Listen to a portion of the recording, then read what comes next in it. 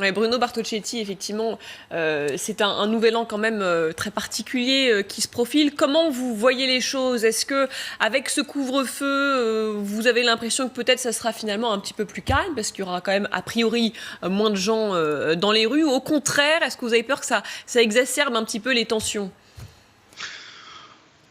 Ben, c'est un cas quand même très particulier, hein, cette année, une situation bien particulière. Remarquez, l'année dernière, la situation était particulière avec le mouvement des Gilets jaunes et tous les ans, on se rend compte que nous avons des particularités.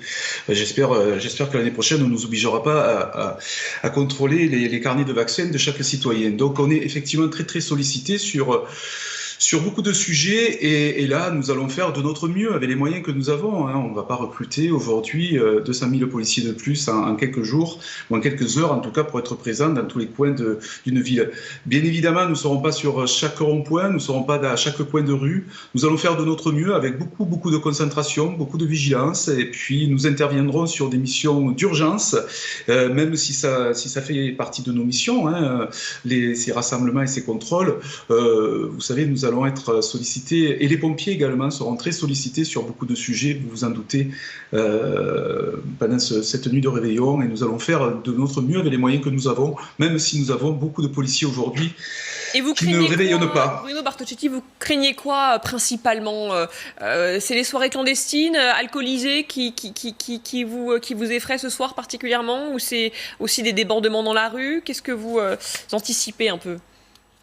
La première préoccupation, c'est comment nous allons intervenir si nous avons un débordement et un phénomène de foule.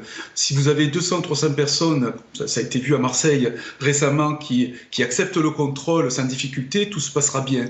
Si nous avons en face de nous 300 personnes qui se donnent le mot et dans un phénomène de foule s'en prennent aux forces de l'ordre, parce que c'est souvent les situations que nous vivons, eh bien là voilà, ça risque d'être compliqué. Notre préoccupation, c'est est-ce que nous allons travailler en sécurité?